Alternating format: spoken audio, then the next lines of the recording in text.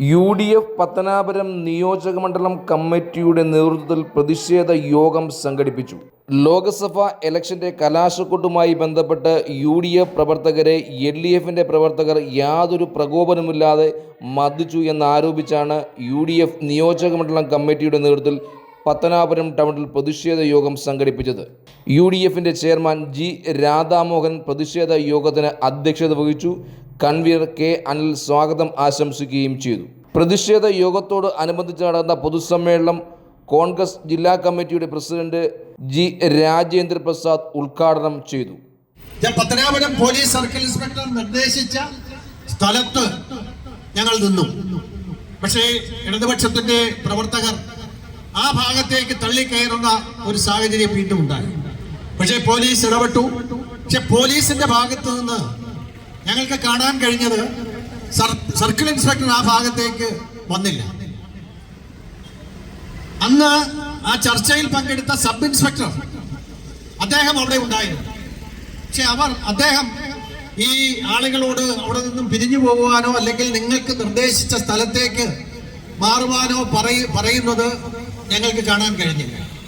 ഞാൻ ചെന്ന് അദ്ദേഹത്തോട് പറഞ്ഞപ്പോൾ പറഞ്ഞാൽ കേൾക്കത്തില്ല, പിന്നെ എന്ത് ചെയ്യാൻ കഴിയും എന്നുള്ളതാണ്. പിന്നീടാണ് നമുക്ക് മനസ്സിലായത് ഇത് പോലീസും ഇടതുപക്ഷത്തിന്റെ ആളുകളും ചേർന്നുള്ള ഒരു ഗൂഢാലോചനയായിരുന്നു എന്നാണ് നമുക്ക് മനസ്സിലാക്കാൻ കഴിഞ്ഞത്. കാരണം ഉത്തരവാദിത്തപ്പെട്ട ഉദ്യോഗസ്ഥർ മാറി നിൽക്കുകയും കുറെ ഡ്യൂട്ടിയിലുള്ള പോലീസുകാരെ മാത്രം അവിടെ ഇതിന്റെ കാര്യങ്ങൾ നിയന്ത്രിക്കുന്നതിന് വേണ്ടി നിർദ്ദേശിക്കുകയും ചെയ്തു.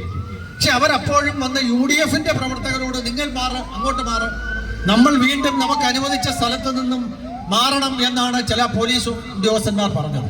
പക്ഷെ നമ്മൾ മാറിയില്ല, നമ്മൾ അവിടെ തന്നെ നിന്നു. പ്രവർത്തകരോട് വളരെ ശാന്തമായി അവിടെ നിൽക്കണം എന്ന് ആവശ്യപ്പെട്ടു. കുറെ കഴിഞ്ഞപ്പോഴാണ് BJPയുടെ ആളുകൾ ഏതാണ്ട് ഈ ഭാഗത്ത് വന്ന് അവർ ആവശ്യപ്പെട്ട സ്ഥലത്ത് കേന്ദ്രീകരിക്കുന്ന ഒരു സാഹചര്യമാണ് ഉണ്ടായത്. ഇങ്ങനെ ഒരു സമ്മേളനം, ഒരു പ്രതിഷേധ യോഗം നടത്താനുണ്ടായ സാഹചര്യത്തെ പറ്റി രാധാമോഹൻ വളരെ വിശദമായി സൂചിപ്പിച്ചു, സാധാപ്രസംഗം സൂചിപ്പിച്ചു. കേരളത്തിൽ ഉരുത്തിരിഞ്ഞു വരുന്ന സാഹചര്യങ്ങൾ, കഴിഞ്ഞ തവണ ഒരു സീറ്റാണ് UDFന് നഷ്ടപ്പെട്ടതെങ്കിൽ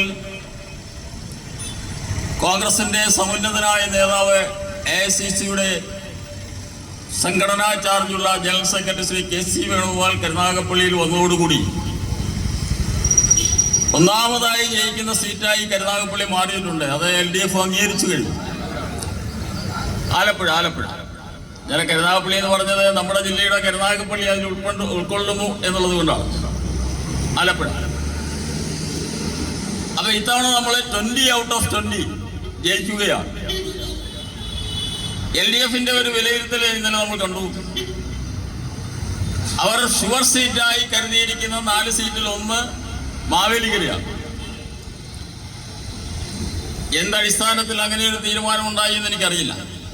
പക്ഷെ കഴിഞ്ഞ കുറെ കാലമായി തെരഞ്ഞെടുപ്പ് പ്രഖ്യാപിച്ചതിന് ശേഷം ഒരു ഗൂഢാലോചന ഇതിന്റെ പിന്നിലുണ്ട്. ഒരു പത്രമാധ്യമം പോലും, ഒരു ചാനൽ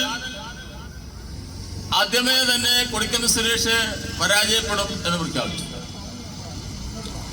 കേരളത്തിൽ LDFന് കിട്ടുന്ന ആദ്യത്തെ ഷുവർ സീറ്റ് മാവേലിക്കര എന്ന പ്രഖ്യാപനമാണ് ചാനൽ നടത്തിയത്. ഞാൻ അതിനുശേഷം നടന്ന യോഗങ്ങളിൽ പറഞ്ഞൊരു കാര്യമുണ്ട്. അതേ ചാനൽ കഴിഞ്ഞ അസംബ്ലി തെരഞ്ഞെടുപ്പിൽ കുണ്ടറയിൽ PC വിശ്വനാഥ് മത്സരിക്കുമ്പോൾ തെരഞ്ഞെടുപ്പിന്റെ ഒരാഴ്ച മുൻപേ ഒരു സർവേ നടത്തിയിരുന്നു. ആ സർവേയിൽ അവർ പ്രഖ്യാപിച്ചു അവിടെ 44% വോട്ട് മേഴ്സിക്കുട്ടി അമ്മയ്ക്കും 34% വോട്ട് PC വിശ്വനാഥിനും.